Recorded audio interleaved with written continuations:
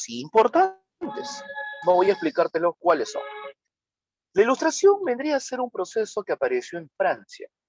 Cansados, ¿no?, del abuso que cometían los reyes franceses, producto de lo que vendría a llamarse, en este caso, producto de lo que vendría a llamarse el intolerantismo, el abuso, el absolutismo o el famoso antiguo régimen que se vivía, entonces el denominado pueblo se va a rebelar. Quien crea esta ideología, una ideología rebelde, es nada menos que ¿quién? La ideología rebelde fue creada nada menos que por la burguesía. Profe, ¿quién es la burguesía? Es una nueva clase social que apareció a los inicios de la Edad Media, dedicados al comercio, prosperaron y se volvieron millonarios durante la Edad Moderna, como la familia Medici, la familia Sforza en Italia, ¿no? Los bancos Fugger en Alemania y en Austria, entre otras, y estos se convirtieron en la burguesía en Francia. Los burgueses eran los intelectuales y a la vez los que se dedicaban al comercio o tenían carreras profesionales. Desarrollaron riquezas gracias a sus habilidades, sus conocimientos o por su comercio. En Francia, no todos eran iguales. La primera clase social, pues vendría a ser ¿quién? La primera clase social vendría a ser el rey y la nobleza. La segunda clase social o segundo estado vendría a ser el clero, la iglesia católica. Claro, el clero también tenía beneficios. Y el tercero era el pueblo. El pueblo, a su vez, se subdividía en dos periodos. ¿Cuáles eran los dos o los dos grupos sociales? Pues los dos grupos sociales que se subdividía eran el burgués, ¿ya? Y el campesinado.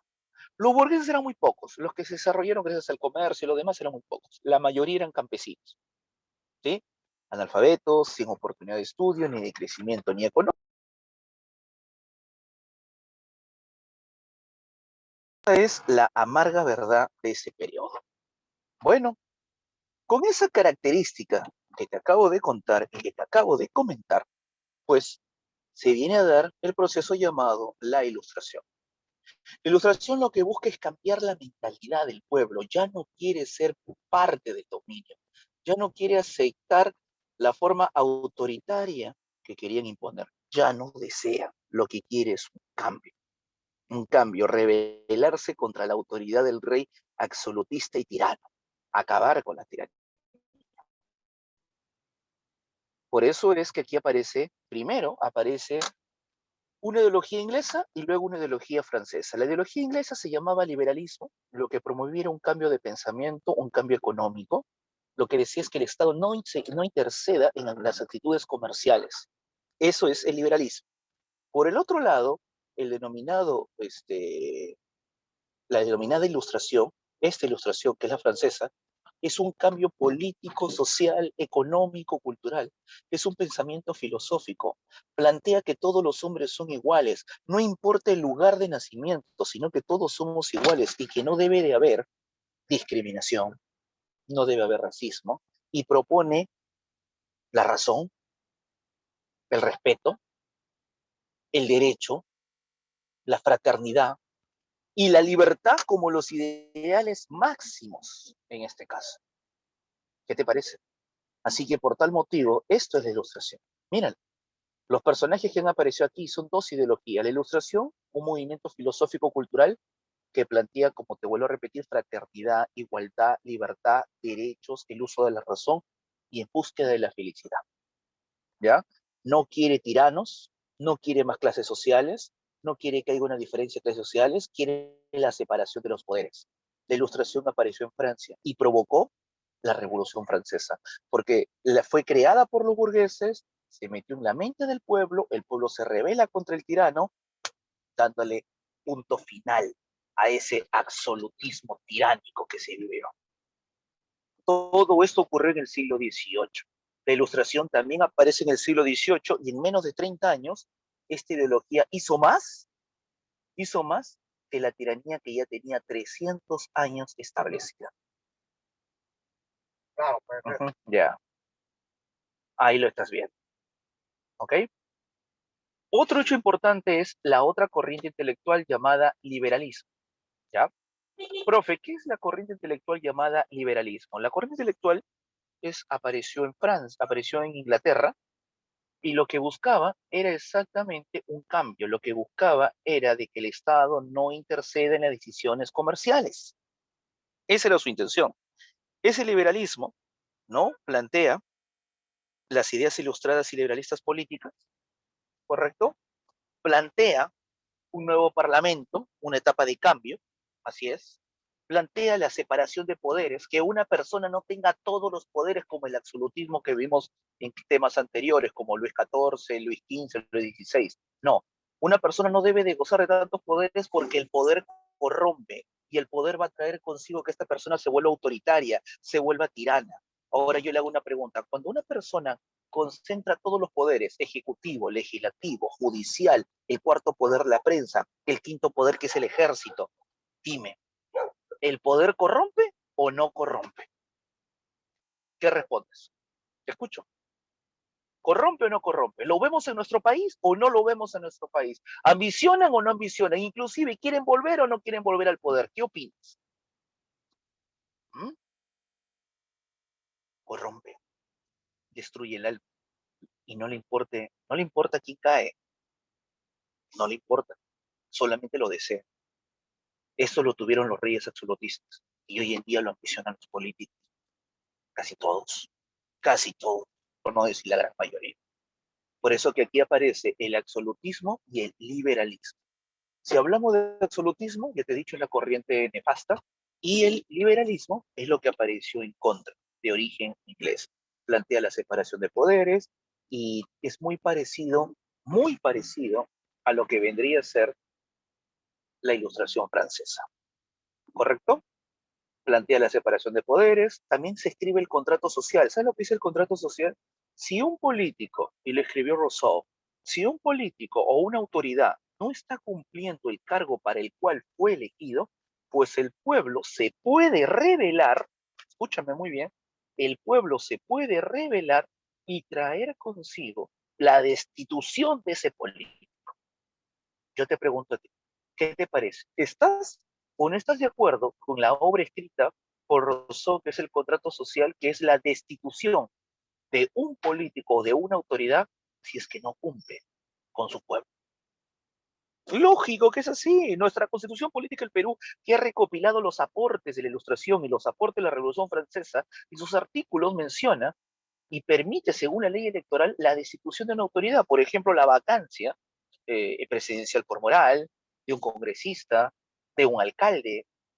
¿Ves? Hemos tomado muchos aportes, demasiados aportes le hemos tomado. Ya lo sabes. Muy bien. Esas son las características de este periodo. ¿Quiénes son los personajes más importantes, profes, tanto de la Ilustración como del liberalismo? Bueno, tenemos a John Locke, que es el padre del liberalismo inglés, ¿ya? Que el Estado no debe de interceder, ¿ya? Se opone al absolutismo. Y de la Ilustración, pues tenemos a Montesquieu, que escribió El espíritu de las leyes y plantea la separación de poderes. Voltaire, con cartas filosóficas, ¿no? Que una persona no debe de gozar de todos los poderes, que debe darse una separación de los mismos. Rousseau, que plantea el contrato social y que si una autoridad no está gobernando debe retirarse de su cargo. Diderot y D'Alembert, que unificaron todos estos escritos de la Ilustración, todos los unificaron, absolutamente todos. ¿Y qué escribieron? Pues escribieron nada menos que crearon la enciclopedia, que es un conjunto de libros producto de la Ilustración. Adam Smith, el padre de la economía moderna, el que plantea que la riqueza se consigue con más trabajo. Lo que dijo Adam Smith, que la riqueza se consigue con más trabajo, es cierto, pero tú sabías que los reyes de Europa de aquel periodo decían que solamente el pueblo debe trabajar, los ricos no deben de trabajar, porque ellos no nacieron para eso, ellos han sido tocados y elegidos por Dios para gobernar, así que el trabajo es para el pueblo. Apareció Adam Smith y le dio sus cachetadas despectivas, demostrando que la riqueza de las naciones es producto del trabajo y del esfuerzo, y del ahorro. Señores, estos son las medidas económicas de este periodo. ¿Qué tal? ¿Hasta ahí está claro? ¿Sí? ¿Hasta ahí está claro? Sí, ¿Alguna profesor. duda? Muy bien.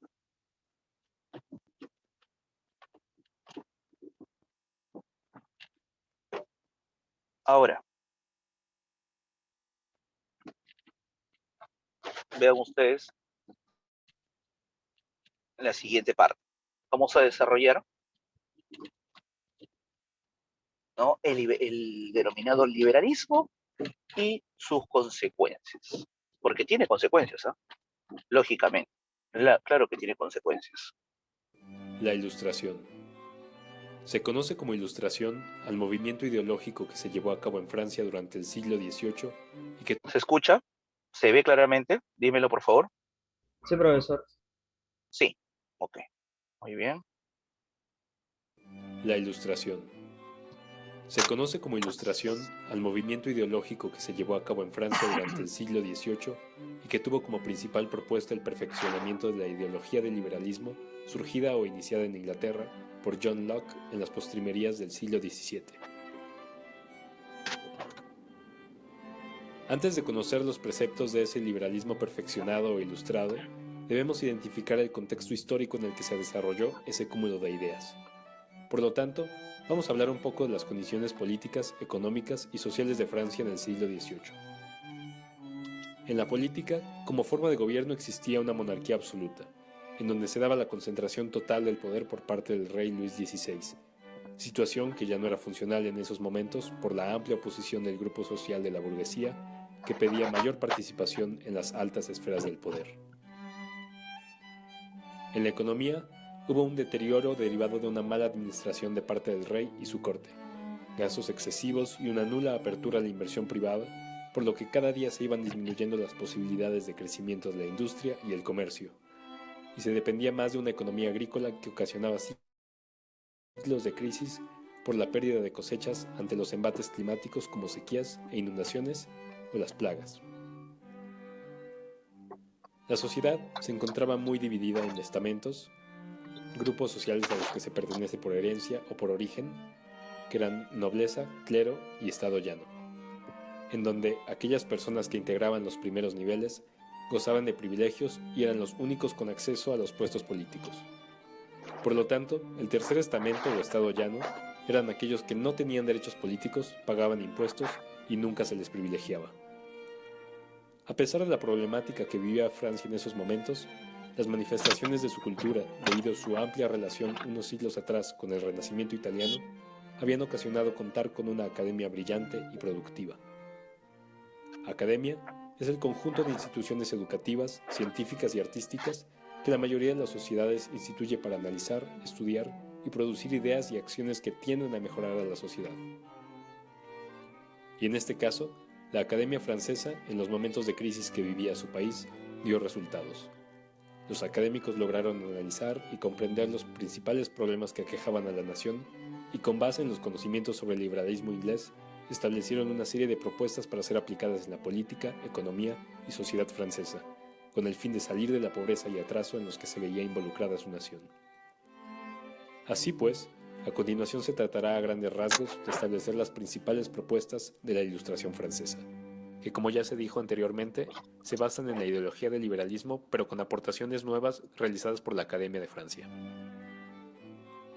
En la política, uno de los principales intelectuales fue Charles Condá de Montesquieu, quien propuso en su obra El espíritu de las leyes la división de los poderes públicos en ejecutivo, legislativo y judicial para buscar un equilibrio en el mandato gubernamental y disminuir la posibilidad de abuso de autoridad en la que había caído el absolutismo.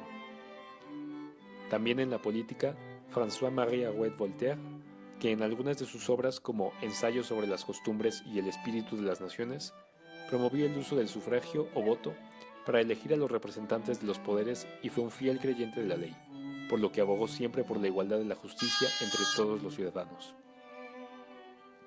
Por su parte, Jean-Jacques Rousseau, en su obra El contrato social, plantea que las sociedades establecen un contrato tácito entre gobernantes y gobernados. Los dos se comprometen, uno, a gobernar para lograr el bien común y los otros a seguir el mandato de la ley. Si estos últimos no cumplen, el gobierno usará la fuerza pública para obligarlos.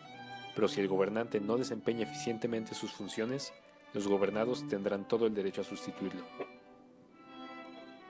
En la economía, la propuesta de los ilustrados fue darle continuidad y llevar a la práctica las aportaciones del economista escocés Adam Smith, quien sostenía que la libertad de inversión de la iniciativa privada era lo que tenía que ocasionar la reactivación económica de cualquier país. En la sociedad, todos los académicos estaban de acuerdo en que se debía combatir el fanatismo religioso. Consideraban la ignorancia como un mal de las naciones y pedían que los hombres hicieran uso de su inteligencia y razonamiento en todo momento de sus vidas. Promovieron la tolerancia de culto, el establecimiento de una cultura laica, el desarrollo de la educación y la desaparición de las sociedades estamentales. ¿Qué significa el fin de las sociedades estamentales? Desaparecer esos cargos de conde, de duque, de noble y demás cargos que a la larga solamente lo que traían pues era oprimir, marcar diferencias sociales, ¿no? Cuando eso es lo que no necesitaban ni los países europeos. Francia, desde el tiempo de Luis XIII, Luis XIV, Luis XV y XVI, había malgastado tanto dinero, había mandado al diablo su sistema económico que no tenía soluciones. La verdad es que ya no tenía solución. Por eso es que la Academia Francesa o la Universidad de Francia, en este caso, va a crear una nueva medida que se hace llamar como la ilustración. Esa ilustración y ese liberalismo va a llegar a dos países oprimidos. ¿Cuáles son esos dos países oprimidos, profe? Esos dos países oprimidos vendría a ser, uno, un país ubicado en América, un país que le pertenecía y era colonia de Inglaterra. ¿De qué país estoy hablando? A ver, muchachos, dime. ¿De qué país estoy hablando? Estados Unidos. Correcto. Pero no se llamaba Estados Unidos. Su nombre no lo era. ¿Cuál era su verdadero nombre? Bueno, vamos a ponerlo aquí. Su verdadero nombre era las 13 colonias, así como le escuchas. Su verdadero nombre era las 13 colonias. Y las 13 colonias era el territorio que los ingleses se habían apoderado en el norte de América. ¿Estamos? Ahí estás viendo la pantalla, chicos. ¿Se ve la pantalla claramente? Dice Independencia de Estados Unidos. ¿Se Sí, preguntó? Ya, gracias. Entonces, ¿qué había pasado? Bueno, lo que había ocurrido era muy simple. Entre los años de 1500 a 1600, los ingleses van a dominar y van a colonizar muchos territorios. Entre ellos van a tener territorios en África, se apoderan de Sudáfrica, van a tener territorios en la India, en la China, en Singapur, ¿ya? Pero van a llegar a lo que hoy día es Norteamérica.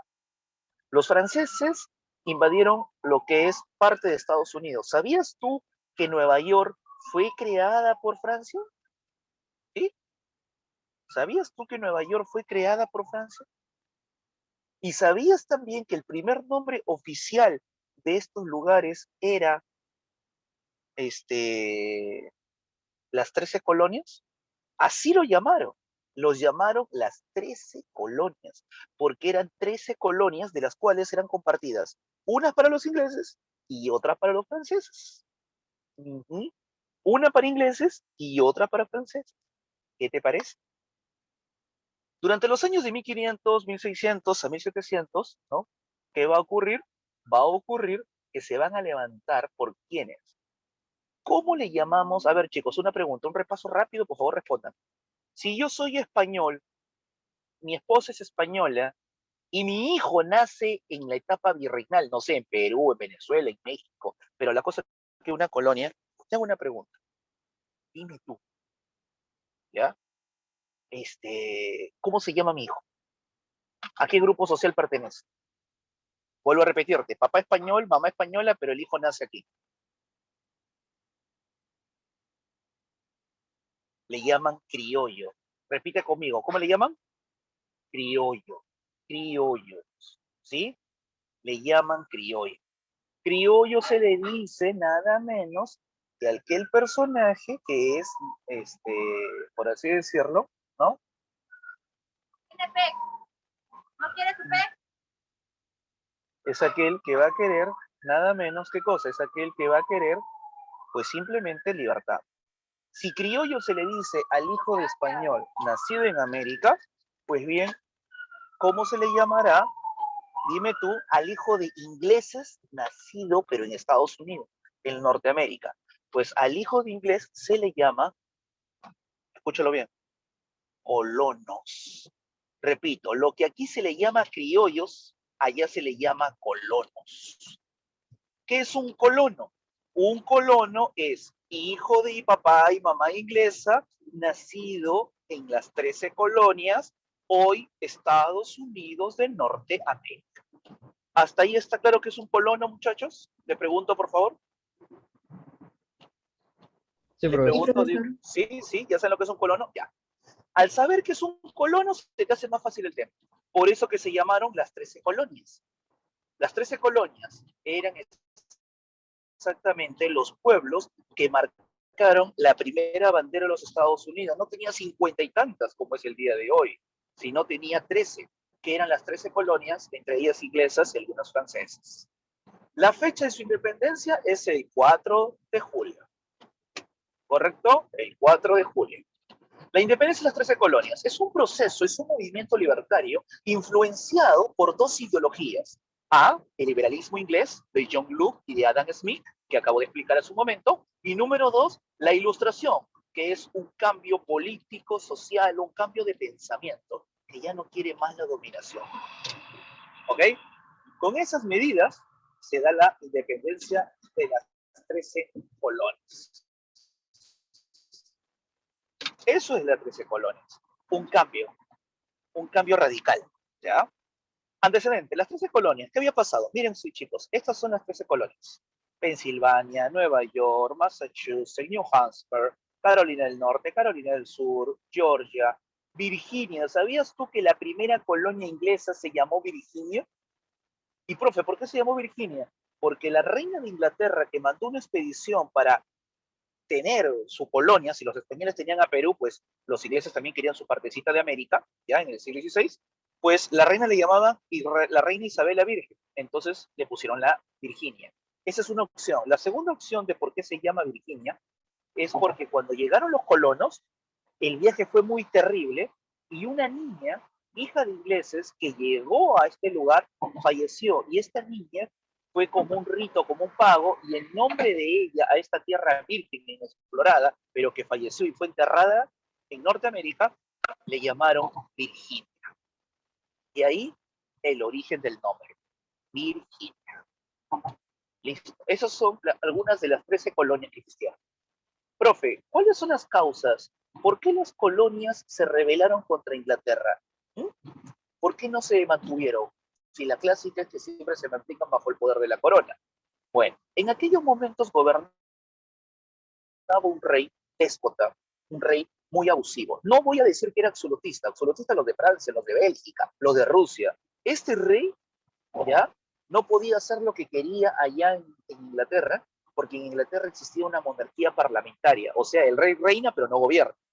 Profe, ¿qué significa eso? O sea, él no podía subir los impuestos si se le daba la gana, si es que antes no lo consultaba con el Parlamento, con el Congreso. Si subió un impuesto, hay que llevarlo al Parlamento. Si iba a hacer un cambio, hay que llevarlo al Parlamento. ¿Se va a declarar la guerra? Hay que llevarlo al Parlamento. O sea, en verdad en Inglaterra el rey no gobernaba. Los que gobernaban, los que tenían la decisión era el Congreso. Por eso se llamó monarquía parlamentaria. ¿Listo? Monarquía parlamentaria. Jorge III veía cómo Francia, su enemigo, estaba creciendo militarmente y quería frenar el avance. Entonces quería declararle la guerra a Francia. Le quería declarar la guerra a Francia. ¿Ya? Pero la pregunta es, ¿él podía declarar la guerra y podía financiar su guerra y él hacer lo que quería en el Parlamento inglés y en el gobierno inglés? ¿Sí o no? Respóndeme. ¿Ah? ¿La situación era igual que la de Francia? La respuesta es no. En Francia sí el rey hacía lo que se le daba la gana, podía matar a alguien, declarar la guerra que sea, subir los impuestos las veces que se daba la gana, sí. En Inglaterra no. En Inglaterra el rey tenía que presentar su proyecto y el Congreso o Parlamento investigarlo y ver si es productivo o no, o si afecta a la economía. ¿Por qué? Porque el pueblo tenían representación en el Congreso, la Cámara de los Comunes, porque los nobles tenían representación en el Congreso, en el Parlamento, se llamaban la Cámara de los Lores o los Nobles. O sea que el pueblo y el noble inglés sí tenían participación, para bien o para mal, pero tenían. Pero la gran pregunta es, y quiero que me respondas, los colonos, que ya sabes que es un colono, ¿tenían representación, voz y voto en el Parlamento inglés? Respóndeme, ¿sí o no? Te escucho. No. La respuesta es no. No tenían representación, muchachos. Entonces el rey dijo, uy, si yo quiero mi guerra, no me puedo agarrar ni con los pobres ingleses, ni con los ricos ingleses, ni con los nobles, ni con el pueblo. Pero sí puedo llenarlos de impuestos a los colonos, a esos ingleses que se emigraron hace mucho tiempo y que viven hoy en día en Norteamérica. Ah, a ellos sí. Muy bien. Vamos, nos preparamos para la guerra contra Francia y también nos preparamos la guerra contra Holanda. ¿Y de dónde vamos a sacar dinero, milord? Le dijeron al rey. Jorge III respondió, llénenle todos los impuestos que puedan a los colonos. Pónganle impuesto al papel, impuesto al clavo, impuesto a la madera, impuesto a la compra y venta. Que se prohíba la compra y venta si es que no lo hacen con un papel impreso en las editoriales e impresoras de la corona. Lo llamaremos Stamp Act o también llamado el papel real. Si A por B venden algo sin ningún beneficio, pues tendrá que ser destruido. Tendrá que ser destruido. ¿Qué te parece? Pregunta, ¿tú crees que eso le habrá gustado a las autoridades? ¿Mm? ¿Tú crees que los colonos habrán aceptado que el rey haga lo que se le da la gana? La respuesta es no. Ahí es cuando arranca el proceso de libertad de los colonos. Muchachos, ¿les quedó claro?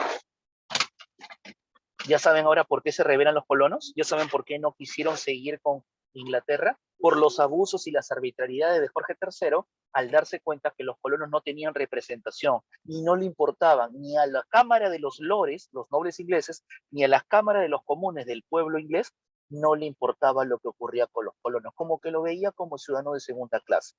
Entonces los colonos, muy molestos al no tener participación en el Parlamento inglés y al no ser considerados como ciudadanos ingleses, deciden, ¿qué cosa? Deciden rebelarse, pues muchachos, deciden rebelarse y se deciden rebelar con todas las de la ley. ¿Por qué? Porque están cansados, señores de ese abuso, están cansados de que los detengan. Ahí arranca la independencia. Chicos, ¿cuáles son las causas? Vamos a leer las causas de la independencia de las 13 colonias. Número 1, liberarse del dominio inglés, de la tiranía y del abuso. Número 2, querían impulsar un desarrollo de un capitalismo propio, o sea, ya no querían depender de Inglaterra. Los que llegaron, los colonos que llegaron y formaron lo que hoy es Estados Unidos, fueron gente que miraba hacia el futuro, que vieron en el comercio el desarrollo. Entonces, ¿qué querían? Impulsar un capitalismo. El capitalismo es buscar un dinero y crear industria. Los norteamericanos no fueron como los criollos peruanos que se sentían inferiores a los europeos. No, los colonos norteamericanos se sentían tan igual o hasta superior, porque tenían lectura del liberalismo, lectura de la enciclopedia, lectura de la ilustración.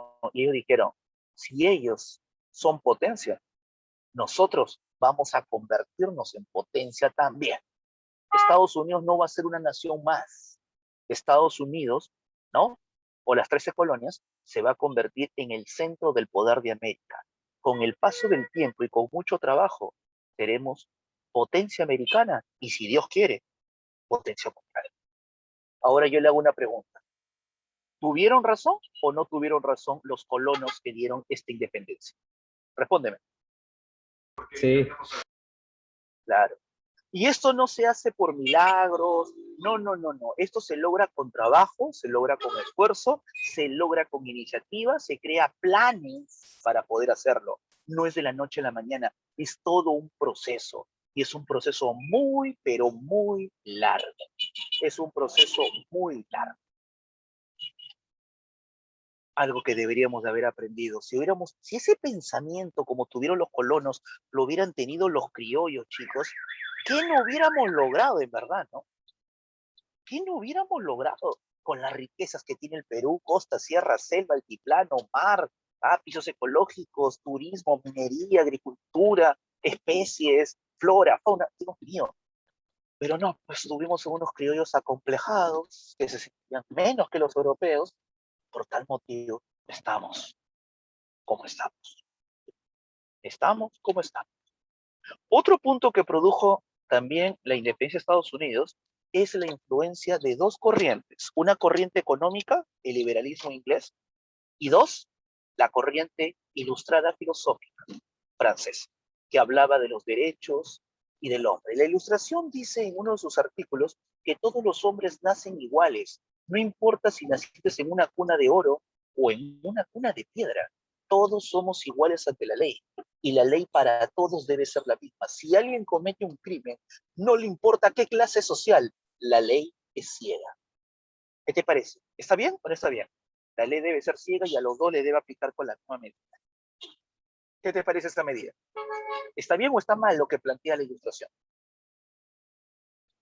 Lógico que está bien. Por eso que la leyeron los colonos y la tomaron para sí. Otro punto. Otro hecho que también provocó que los denominados colonos se rebelaran es los impuestos. Los impuestos contra Estados Unidos eran muy abusivos, contra los colonos eran muy abusivos.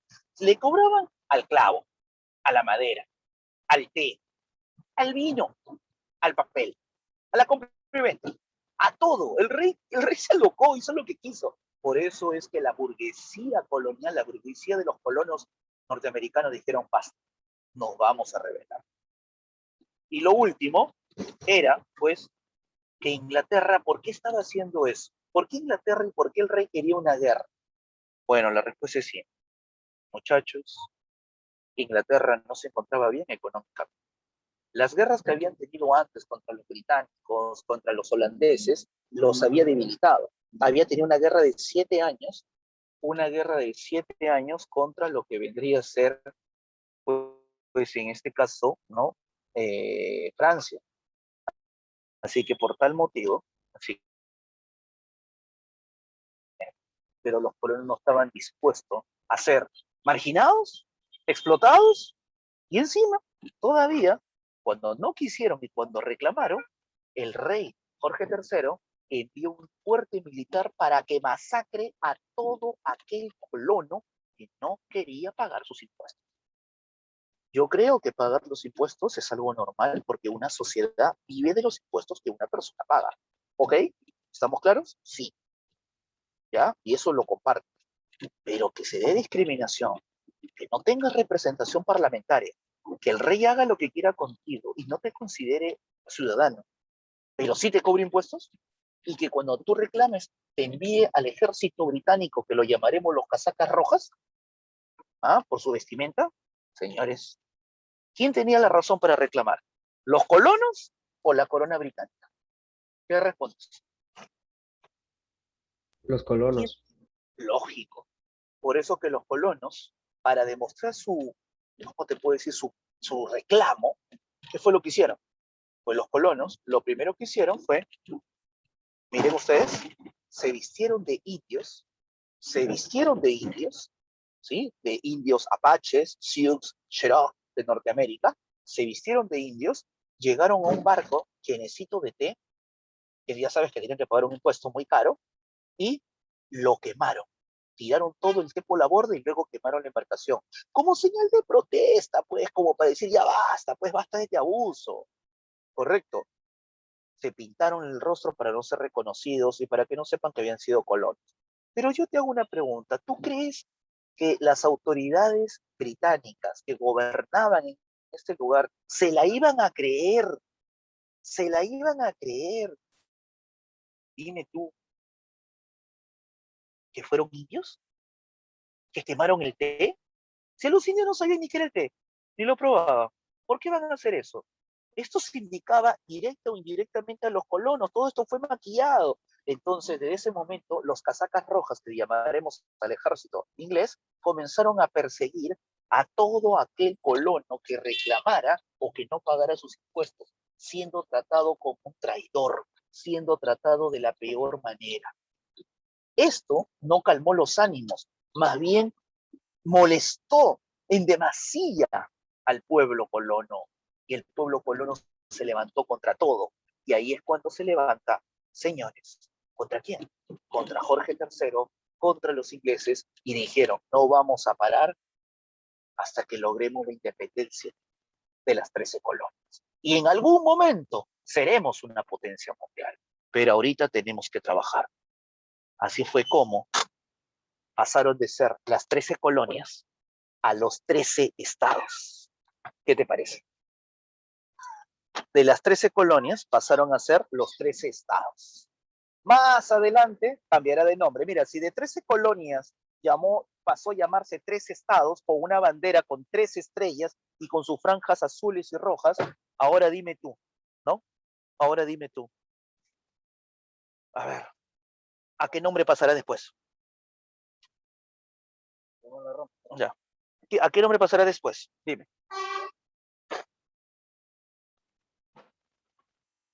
A ver, te repito, de 13 colonias pasó a ser llamado 13 estados. ¿Y hoy en día cómo se llama? Hoy en día no son 13. Dame el nombre. Estados Unidos. Exacto, por eso el origen del nombre Estados Unidos. Porque son más de 50 estados unificados. Listo, muy bien. Ese fue el motín de Boston. El motín de Boston se le dice exactamente cuando hicieron la fiesta del té.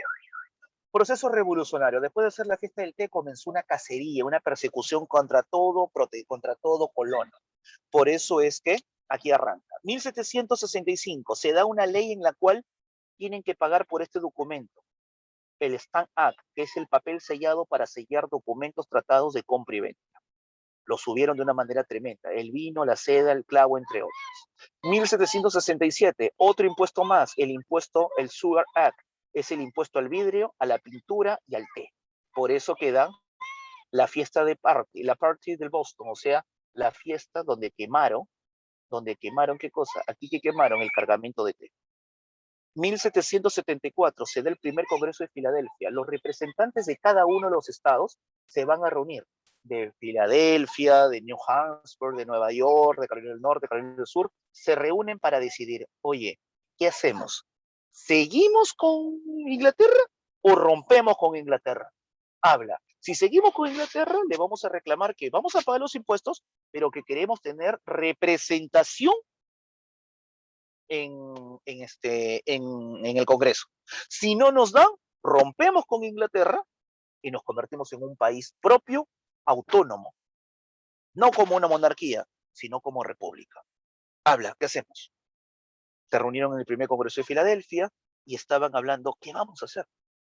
Lo primero que decidieron fue, ¿sabes qué? Vamos a dar una ley donde establecemos derechos, donde si el rey quiere que nosotros sigamos dependiendo de ello, va a representar nuestros derechos. ¿Te parece? Está bien, primer Congreso de Filadelfia. En 1775, los ingleses, que no querían aceptar la independencia de este país, la independencia de lo que eran las 13 colonias o 13 estados, no lo querían aceptar. ¿Qué fue lo que hicieron? Nos enfrentaron en la batalla de Lexington, donde el ejército inglés, los casacas rojas, pues, te voy a ser sincero, destrozaron al ejército,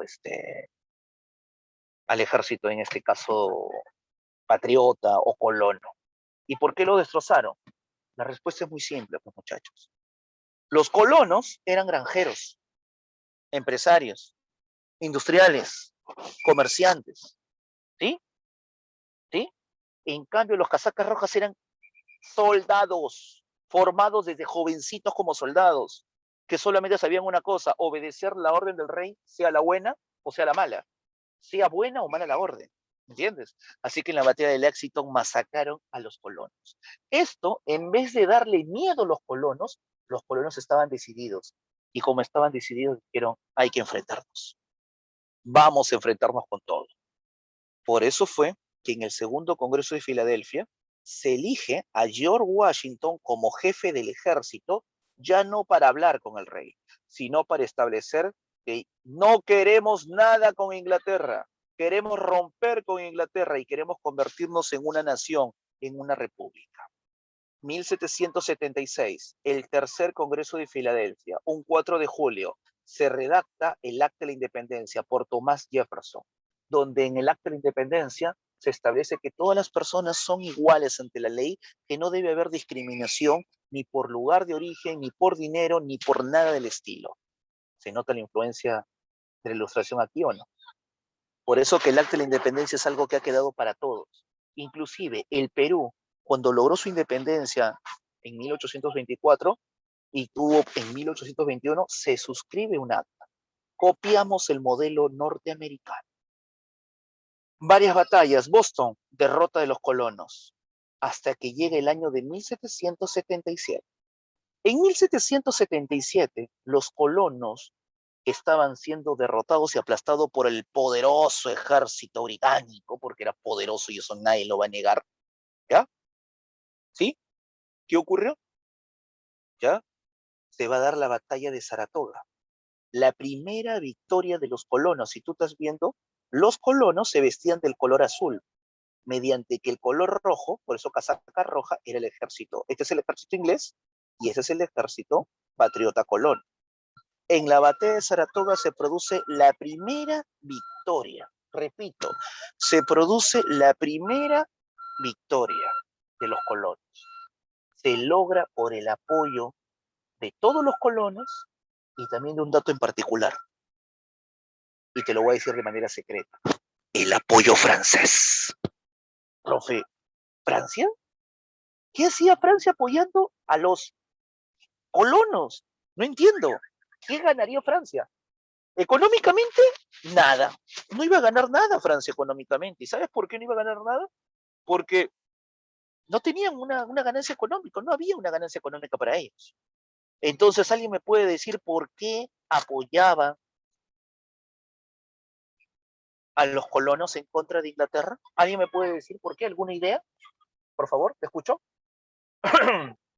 ¿Por qué los franceses, a las órdenes de Luis XIV, el rey más gastador de la historia francés, estaba apoyando a los colonos?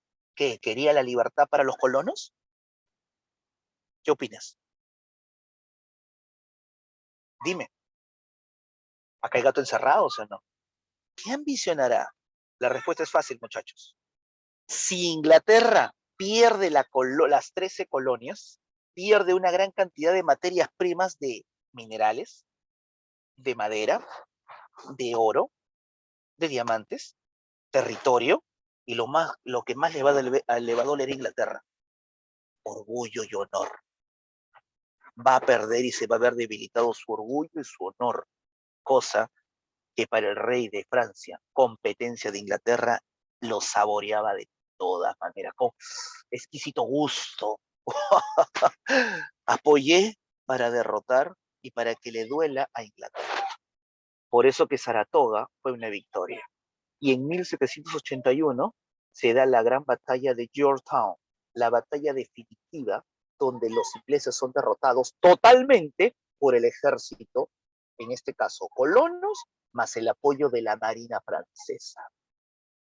No le quedó otra que al jefe del ejército británico que firmar la rendición. Cromwell tuvo que firmar la rendición ante el ejército colono. De esa manera, el ejército colono se mantuvo organizado, por eso que en Estados Unidos tiene la idea que todos tienen que ser militares, preparándose para cualquier caso y o que la patria lo llame.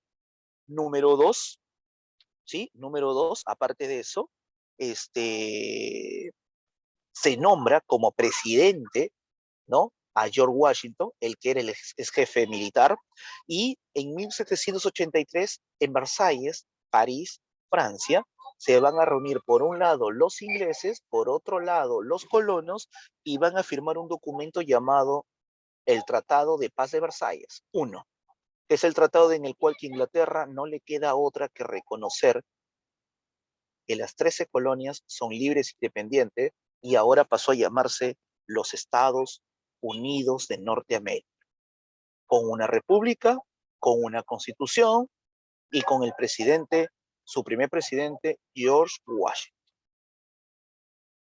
Esa es la independencia de Estados Unidos. Saratoga y Yorktown, las que dieron el punto final de desarrollo y apogeo.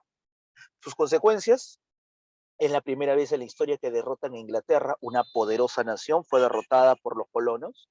Sirvió como inspiración para que unos años después, porque recuerda, Estados Unidos es 1776, la independencia o la Revolución Francesa es 1789. ¿Quién fue primero, profe? Las 13 colonias. Entonces quiere decir que las 13 colonias influenciaron en el proceso del pueblo francés de rebelarse contra la tiranía de los Luis y los Borbón. Tercero, se promulgó la primera constitución y el acta de la independencia. La burguesía toma el poder en Estados Unidos y con mucho trabajo y esfuerzo, pues lograron convertirse a finales de 1800 en una potencia mundial. Todavía en 1895 se consolidan como potencia mundial. Tuvieron que trabajar muy duro. Además que acuérdate de que ellos también tuvieron una guerra interna, la guerra entre el norte y el sur. Y por último, esto nada más eran las 13 colonias, este pedacito. ¿Qué comenzaron a hacer los colonos? Comenzaron a colonizar todo Estados Unidos. Recuerden que Estados Unidos es muy grande y tiene salida al Pacífico y al Atlántico. ¡Wow! Aquí lo tienes, un resumen. Hay una película que te recomiendo que la veas que se llama El Patriota. Está en un 65% de los hechos históricos reales que ocurrieron. ¿Sí? Se llama El Patriota. Seguro la habrás visto. Ahora si la ves vas a tener mayor entendimiento sobre el tema. Muy bien, hasta ahí. ¿Está claro? ¿Tienen alguna duda, muchachos? Todo claro, profesor. Ok, excelente. Un mini documental rapidísimo nada más. A ver, voy a ponerlo. ¿No?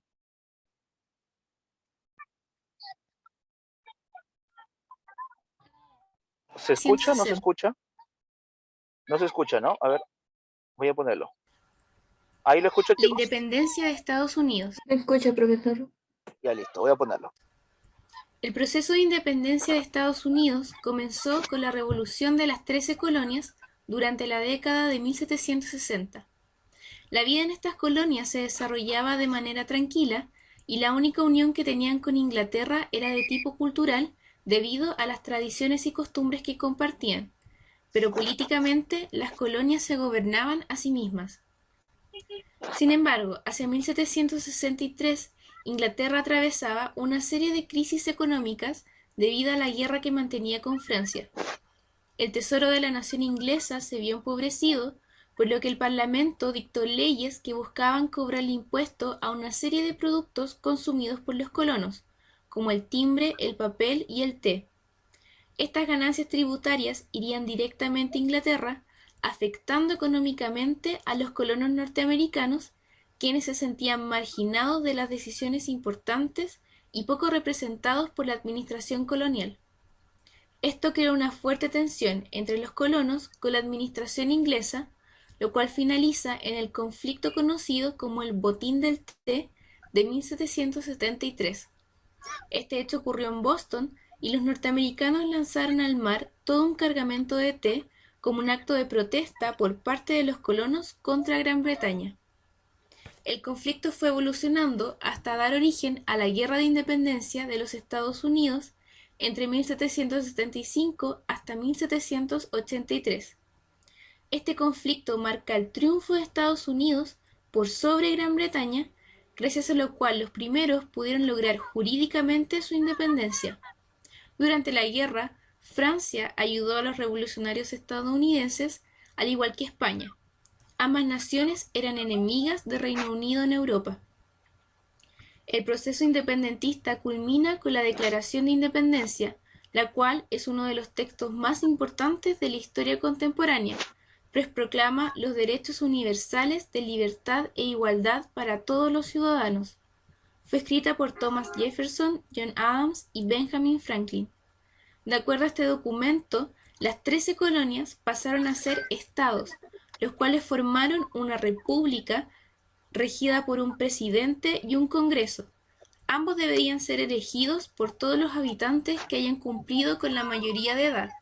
De este modo se instituyó el régimen democrático, fijando los derechos y deberes tanto de gobernantes como de gobernados bajo una ley fundamental o constitución. Las colonias británicas que se independizaron de Gran Bretaña edificaron el primer sistema político liberal y democrático, naciendo la nueva nación de los Estados Unidos de Norteamérica, incorporando ideas propias de las revoluciones burguesas de la época, como la búsqueda de igualdad y la libertad. ¿Qué tal? ¿Qué le pareció? ¿Mm? Coméntame. ¿Te sirvió? ¿Nos resumió el tema? ¿Sí? Sí, profesor. Así es, ¿no? Entonces, tiene información.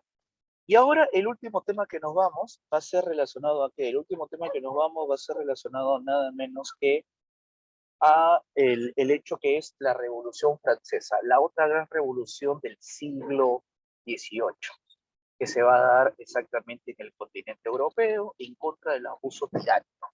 A ver, les pregunto, cuál era el nombre de los reyes que gobernaban Francia a finales del siglo XVIII? Dímelo.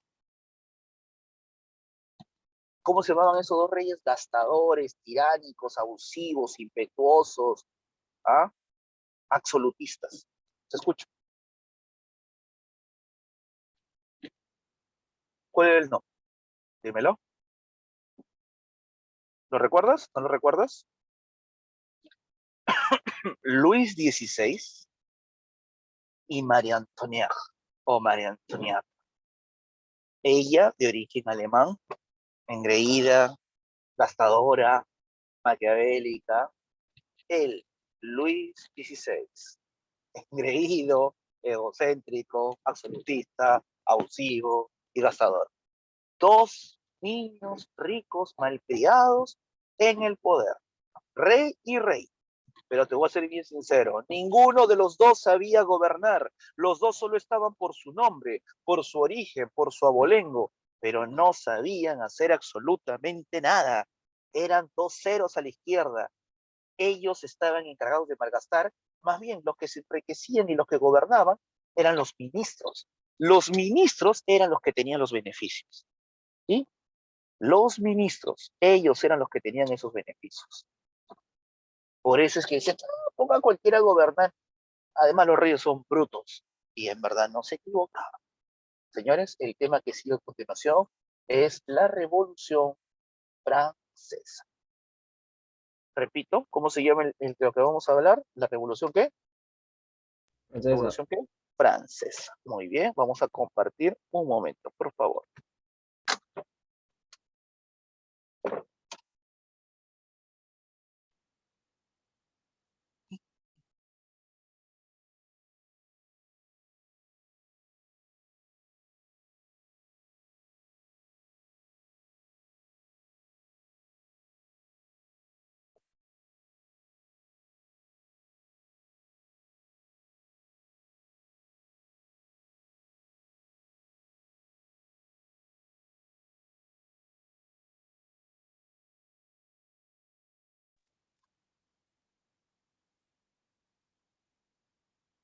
Muy bien, vamos a compartirlo. A ver.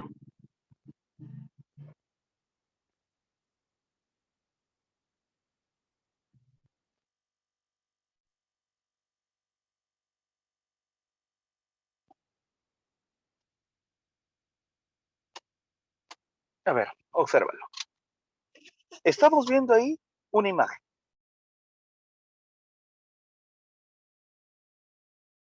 ¿Qué significa esa imagen? Dígame.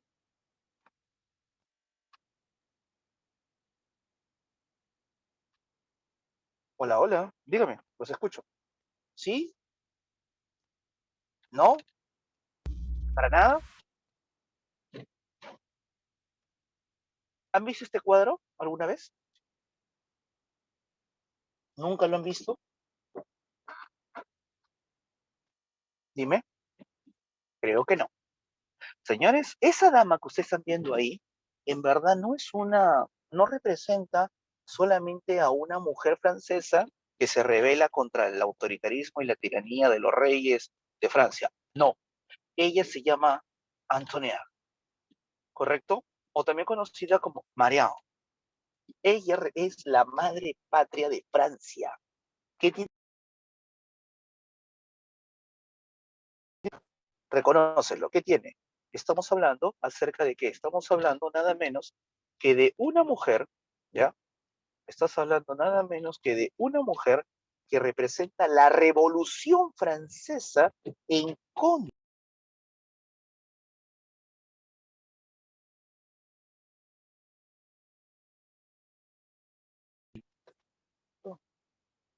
Quiero que analices ahora los que aparecen al costado. Miren todos los que aparecen al costado. Obsérvalo.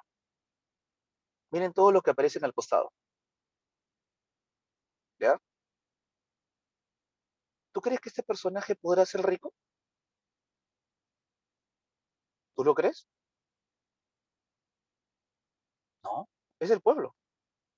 Pero tiene la misma vestimenta que este señor. ¿Qué se nota aquí? ¿Son del pueblo? Sí. Pero se nota que acá hay dos grupos sociales. ¿Alguien me puede decir a qué grupo social pertenece este señor? A ver, dímelo. ¿A qué grupo social pertenece? ¿Mm? ¿A qué grupo social pertenece? Hola, hola. Dígame. La burguesía. Correcto, no puede ser no puede ser noble porque los nobles han caído con la Revolución Francesa. Él representa la burguesía. Y como yo te enseñé, dime tú, dímelo, como te lo dije en clase. Señores, ¿cómo se llama la ideología creada? ¿Cómo se llama la ideología creada por los denominados burgueses franceses? Dímelo, ¿cuál es el nombre? La ilustración. La Ilustración. La Ilustración fue el motor, fue la mecha que produjo el levantamiento. La Ilustración es la base, más el liberalismo británico, ¿no? El liberalismo económico, fueron los dos que trajeron exactamente ese despegue. Despegue que va a terminar nada menos que con la Revolución Francesa hasta nuestros días, su mayor aporte. ¿Listos? Ahí lo tienes. Ahora, vamos a seguir con los puntos. Otro punto importantísimo que se va a desarrollar en este hecho es la Revolución Francesa. Para explicar la Revolución Francesa, muchachos, yo le mandé el material. Primero tenemos que saber que es un proceso de cambio político, social, económico, cultural, todos ellos, ¿ya? Que se van a rebelar contra el sistema, contra el abuso del antiguo régimen. Están influenciados por la Ilustración, que habla de igualdad, libertad y fraternidad. ¿Por qué lo hacen? ¿Quién promueve la Revolución Francesa? Te voy a ser sincero, no es el pueblo lo utilizaron. El que promueve la Revolución Francesa es nada menos que quién. El que promueve la Revolución Francesa es nada menos que la burguesía. ¿Qué ocurrió? Este dato muy pocos lo dicen. La burguesía francesa quería ser tan rica como la británica. Un grupo de intelectuales y de burgueses franceses van a viajar a Londres a ver qué tanto era el milagro económico inglés. Y se dan cuenta que Inglaterra estaba pasando por un proceso llamado, ¿cómo? Un proceso llamado la primera revolución industrial. Convertir la materia prima en un producto altamente productivo, ¿sí? Convertir la materia prima en un producto altamente productivo y que todos compren. Por ejemplo, el algodón, convertirlo en tela, la tela, convertirla en ropa y que todo el mundo compre la ropa, la tela y el hilo inglés. Eso es un ejemplo. Por eso que la primera revolución industrial movió el desarrollo de la ingeniería textil. Y vieron que Inglaterra estaba creciendo como la espuma. Y recuerden algo, ¿ya? Cuando el primero, o sea, tu competencia está creciendo como la espuma, como Inglaterra, y tú, Francia, tienes a una monarquía absolutista, autoritaria, vaga, porque eran unos parásitos. Pregunta, tú que eres burgués, ¿te sirve ese gobierno? No te sirve. ¿Qué tienes que hacer? Tienes que cambiarlo. ¿Querían irse? No. Entonces no le quedó otra que promover La Revolución Francesa. La Revolución Francesa, si la pintamos socialmente, te voy a decir, era el pueblo que quería el cambio y por eso se rebelaron. Ese es el maquillaje. La verdad que la Revolución Francesa fue promovida por la burguesía con la intención de no permitir que Inglaterra siga despegando más y que Francia quede atrasada. Por eso es que cuando se entera que Inglaterra está atravesando su primera revolución industrial, Francia dice, tenemos que hacer la revolución. Primero aplica la ideología y luego de la ideología aplícale la revolución. Y señores, el tema que voy a desarrollar es la Revolución Francesa. Profesor, ¿habrá motivo para la Revolución Francesa? De sobra. Económicos, políticos, sociales, económicos, culturales, coyunturales, de todo. Profesor, ¿todos eran tratados igual? No. Existían tres estados. Primer estado, el rey y la nobleza. Segundo estado, el clero. Los dos daban el 5% de la población. El 95% restante era el pueblo o estado llano, que se dividía en dos grupos. Del 95% que restaba, 2% burguesía, hombres del pueblo que se volvieron ricos gracias al comercio, gracias al trabajo o su carrera profesional, y el 93% que eran el pueblo, analfabetos, en este caso campesinos, muy pobres. Te vuelvo a repetir, la Revolución Francesa al pueblo se le utilizó, pero los que lo promovieron fueron la burguesía, porque la burguesía quería el poder, quería sacar del cargo a estos reyes y por último, no permitir que Inglaterra despegue tanto. Eso pasa cuando son países competitivos o no. ¿Tienen espías o no tienen espías? Voy a poner un ejemplo más simple. Vamos a imaginar que eres el primer lugar de tu clase. ¿Ok? ¿Sí? Y te das cuenta que el segundo lugar ahora está creciendo, creciendo, creciendo, creciendo, creciendo como la espuma. ¿Qué haces? ¿Dejas que crezca o das cambio para mejorar y estar a la competitividad? ¿Ah? La idea de mantenerse, miren, es difícil llegar al primer lugar, pero es más difícil mantenerse en el primer lugar. Por eso que Francia da la reforma. Así se divide la denominada Revolución Francesa. Monarquía, primera etapa, república, segunda etapa, imperio, tercera etapa. La fase monarquía, entre los años de 1000, a ver qué año se inició, qué año se produjo la toma de la Bastilla, año que marca la Revolución Francesa, dímelo. ¿Qué año es? 1789, 14 de julio, se produce la toma de la Bastilla, dando inicio a la etapa monarquía. 1792 comienza la República. 1799 arranca el imperio. Aquí está el primer cuadro. Fase monárquica. La etapa de la monarquía es cuando gobernaba el rey Luis XVI, gobernaba la María Antonieta, gastaban hasta por las puras, Inglaterra se estaba despegando económicamente, los burgueses querían acabar con ese sistema de gobierno, y todo comenzó por la grave crisis económica que estaba atravesando. En los estados generales se reúne el primer, segundo y tercer estado, nobleza, clero y el pueblo. Claro, por el pueblo estuvieron los burgueses. Aquí hubo un problema del voto. El problema del voto era de que cuando una persona de la nobleza votaba, una persona, un voto. Cuando alguien del clero votaba, una persona, un voto. Pero cuando le preguntaban al Estado sobre los votos, 600 votos, 600 personas recién hacían a un voto. ¿Cómo, profe? O sea, si un miembro de la nobleza votaba, un voto. Si un miembro del clero votaba, un voto. Pero 600 personas tenían que votar para que recién valga un voto. Eso es discriminación. Así es. Por eso que acá está el problema del voto, donde los burgueses, el tercer estado, muy molesto, sale del estado general y se reúne en la Asamblea Nacional, donde prometen en el juramento del juego de la pelota, que no es fútbol, sino algo así como el tenis, ¿correcto? Juran entregarle a Francia una constitución y acabar con este absolutismo.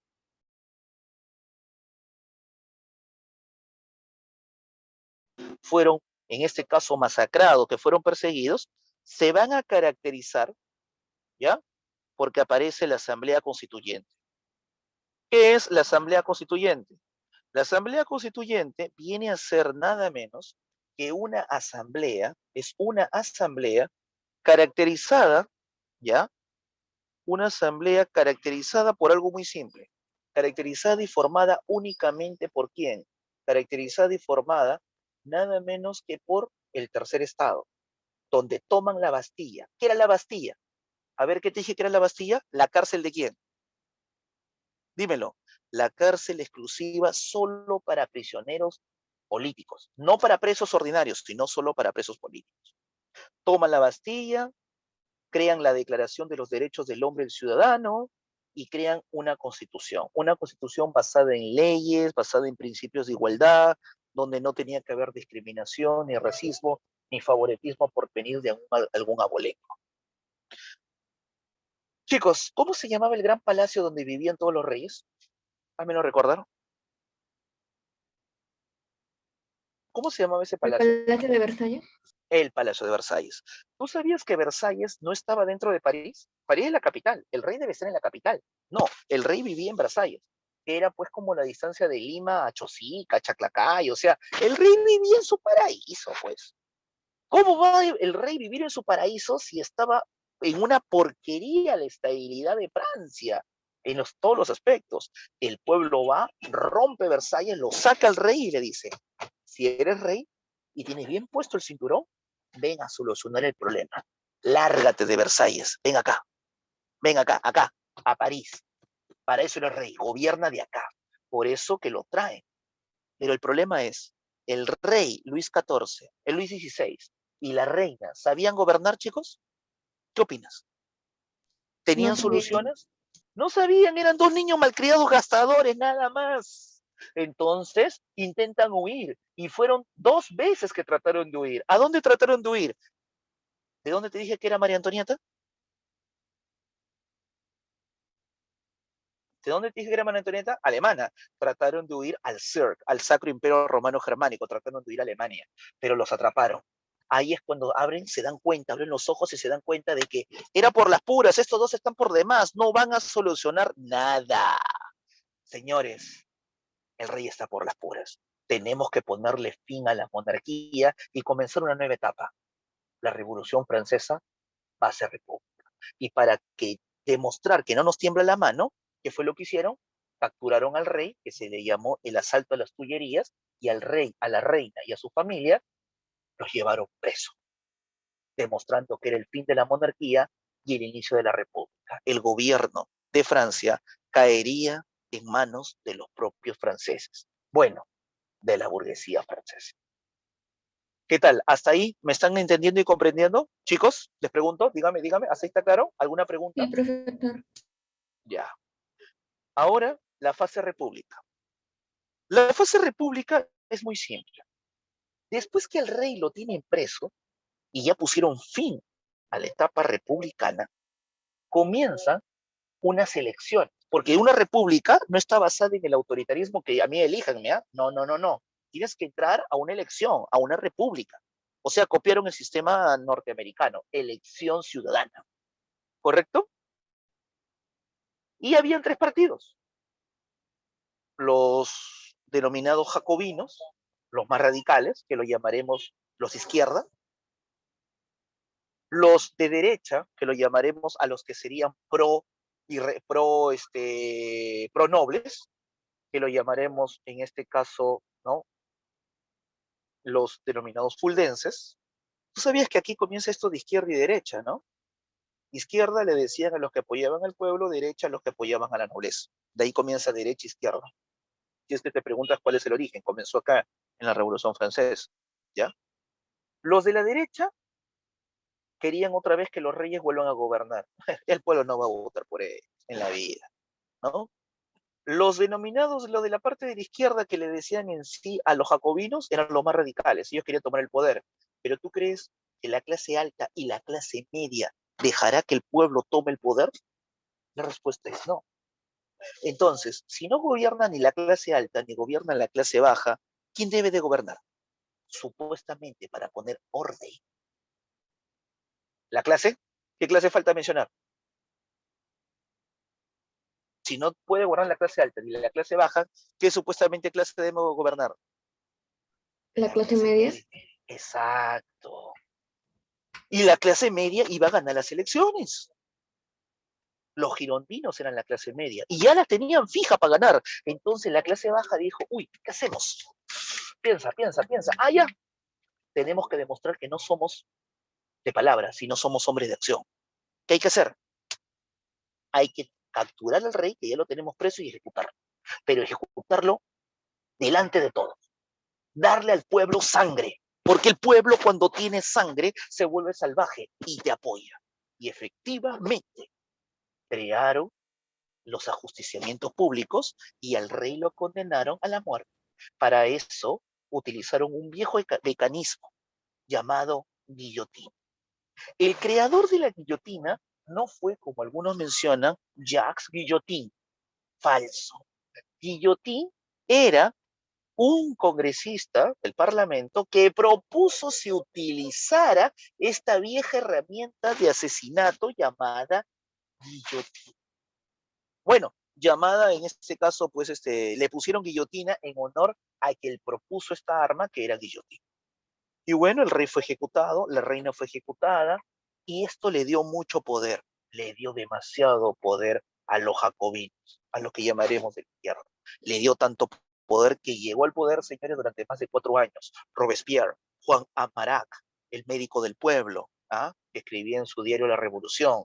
Robespierre, que creaba la famosa lista negra. ¿Habrás escuchado tú, por ejemplo, cuando tu profesor te mira y te dice, te tengo en la lista negra, ten cuidado?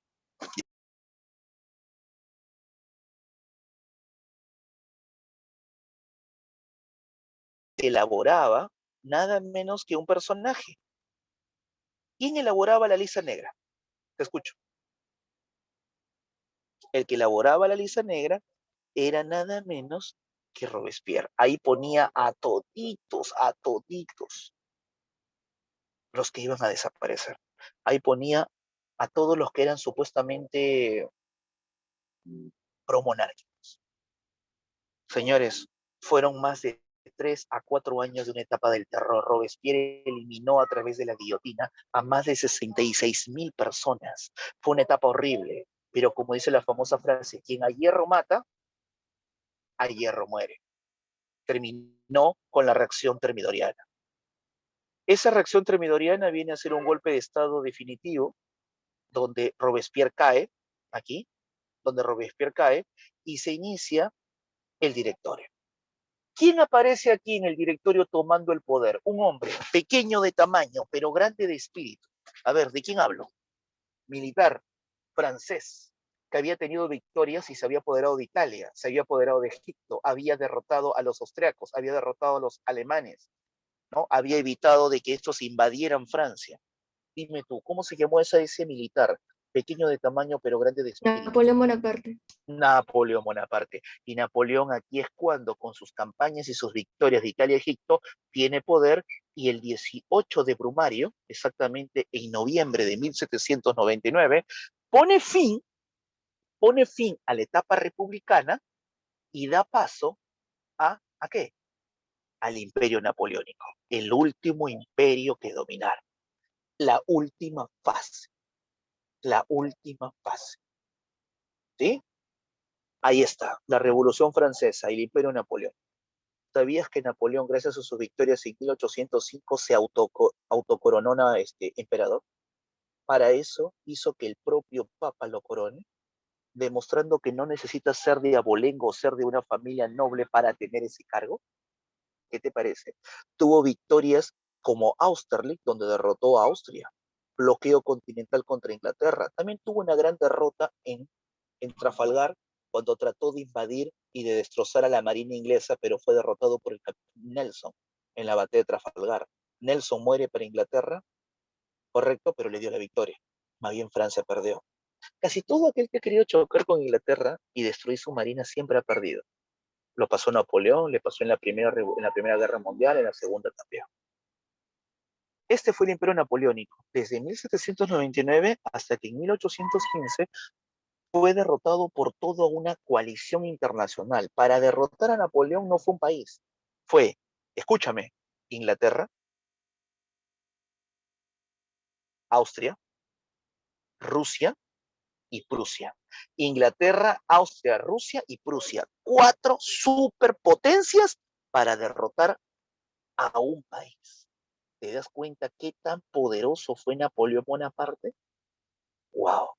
Al final en Waterloo fue derrotado definitivamente y desterrado a una isla llamada Santa Elena sin que reciba carta ni comunicación alguna, desde 1815 hasta que falleció oficialmente en 1830. Con Napoleón Bonaparte y con la derrota en la batalla de Waterloo se pone fin a la Revolución Francesa, marcando el inicio del siglo XIX. Tema que lo vamos a ver la próxima clase. Muy bien, chicos. Ha sido un gusto haber estado con ustedes. Gracias. Ahí les dejo todo el material para que ustedes lo puedan ver. Nos estamos viendo. Chau, chau. A ustedes, muchachos. Cuídense. Gracias.